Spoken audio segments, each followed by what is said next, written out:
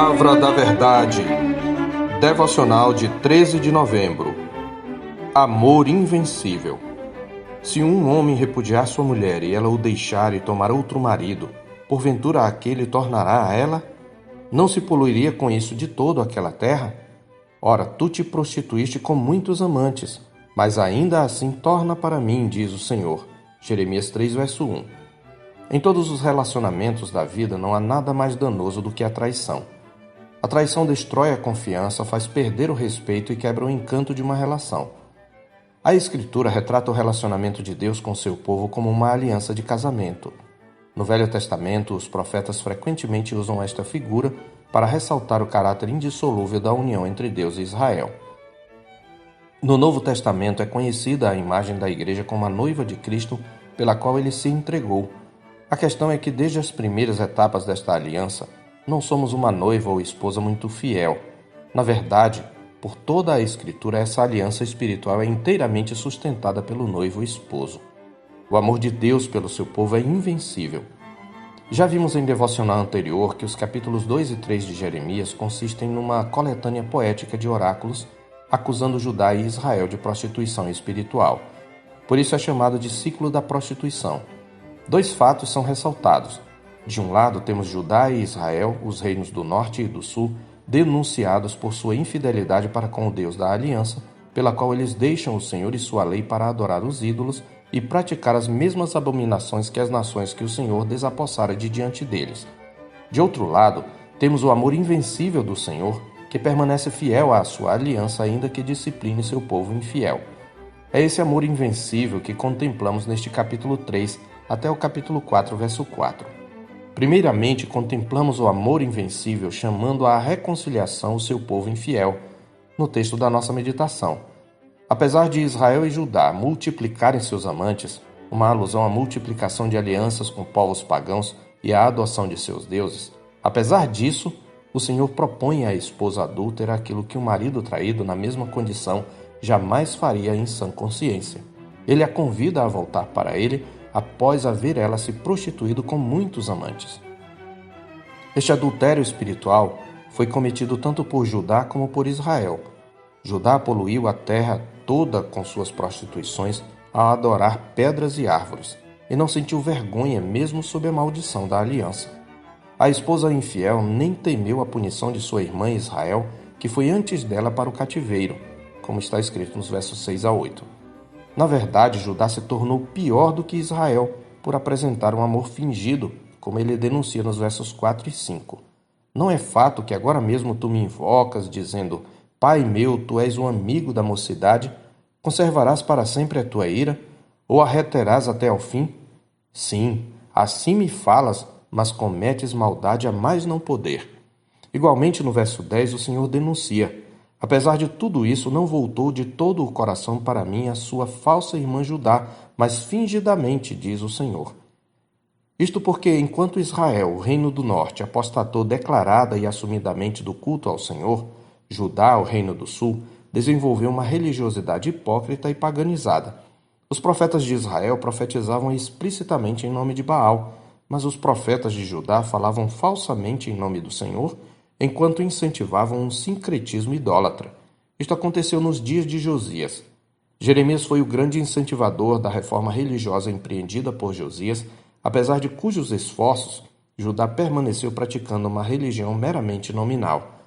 Contudo, apesar da clara apostasia de Israel e da religiosidade fingida de Judá, o Senhor lhes oferece a ambas o perdão e a renovação da aliança, chamando-os ao arrependimento e prometendo-lhes as bênçãos do pacto renovado.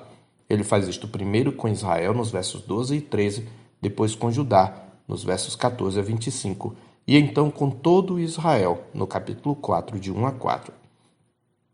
Em segundo lugar, contemplamos o amor invencível mostrando-se leal à aliança, mesmo depois de traído. Nos versos 14 a 18 há um oráculo de promessa. Os termos usados são termos pactuais. Apesar da infidelidade do povo, o Senhor lhes assegura que a aliança será cumprida. Como?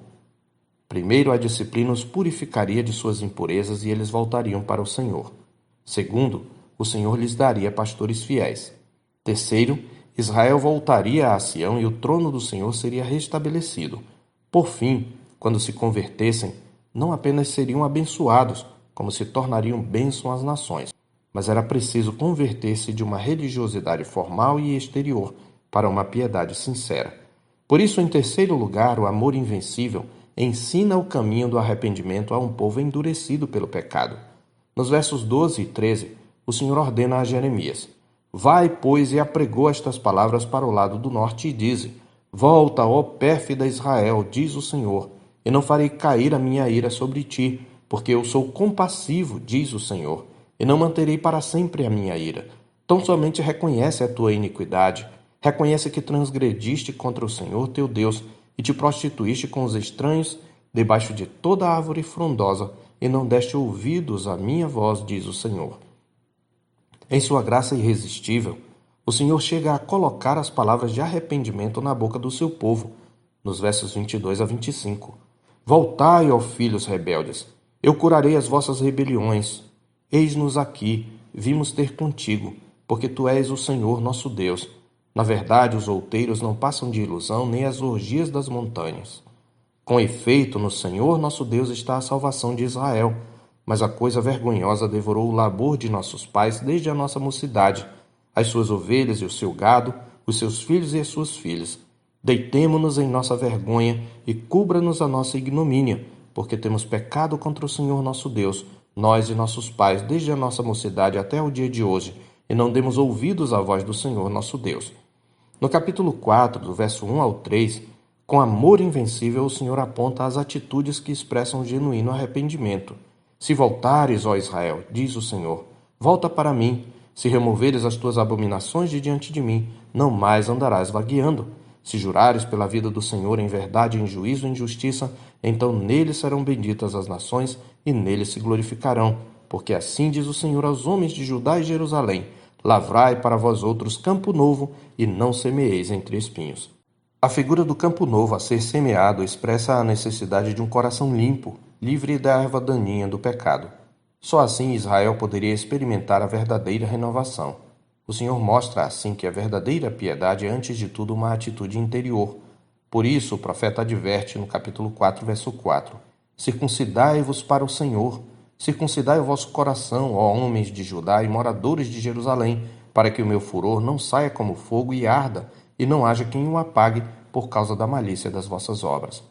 Já no Velho Testamento fica claro, nesta e em outras passagens, que a verdadeira circuncisão não é aquela feita por mãos humanas, mas a circuncisão do coração, como mais tarde explicará Paulo, o despojamento do corpo da carne, que é a circuncisão de Cristo, em Colossenses 2,11. Diante da quebra da aliança, o amor invencível do Senhor anuncia o advento de uma nova aliança, uma aliança eterna entre Deus e sua esposa. Eis aí vem dias, diz o Senhor, em que firmarei nova aliança com a casa de Israel e com a casa de Judá, não conforme a aliança que fiz com seus pais no dia em que os tomei pela mão para os tirar da terra do Egito, porquanto eles anularam a minha aliança, não obstante eu os haver desposado, diz o Senhor. Porque esta é a aliança que firmarei com a casa de Israel depois daqueles dias, diz o Senhor. Na mente lhes imprimirei as minhas leis, também no coração lhes inscreverei. Eu serei o seu Deus e eles serão o meu povo, pois perdoarei as suas iniquidades e dos seus pecados jamais me lembrarei. Jeremias 31, de 31 a 33. Sabemos que essa aliança de amor que traria o pleno perdão dos pecados e a impressão da lei do Senhor nos corações foi sancionada com a vinda de seu Filho amado, que recebeu sobre si a maldição da aliança em lugar do seu povo numa morte de cruz. As misericórdias do Senhor são infinitas sobre o seu povo. Apesar das nossas infidelidades, Ele ainda nos oferece o perdão e a oportunidade de arrependimento. Ou melhor, Ele mesmo trata a nossa dureza de coração, disciplinando-nos para aproveitamento, a fim de sermos participantes da sua santidade, conforme está escrito em Hebreus 12, 10. Por isso não devemos rejeitar a disciplina que vem do Senhor, nem desmaiar quando por ele formos reprovados. Ao mesmo tempo, devemos celebrar esse amor invencível como o fez o apóstolo Paulo quando disse em Romanos 8, de 35 a 39: Quem nos separará do amor de Cristo? Será tribulação, ou angústia, ou perseguição, ou fome, ou nudez, ou perigo, ou espada? Como está escrito: Por amor de ti somos entregues à morte o dia todo, fomos considerados como ovelhas para o matadouro. Em todas estas coisas, porém, somos mais que vencedores por meio daquele que nos amou, porque eu estou bem certo de que nem a morte, nem a vida, nem os anjos, nem os principados, nem as coisas do presente, nem do porvir, nem os poderes, nem a altura, nem a profundidade, nem qualquer outra criatura poderá separar-nos do amor de Deus que está em Cristo Jesus, nosso Senhor. Eu sou o pastor Marcos Augusto, pastor da Terceira Igreja Presbiteriana de Boa Vista, em Roraima. Tenha um bom dia na paz do Senhor Jesus.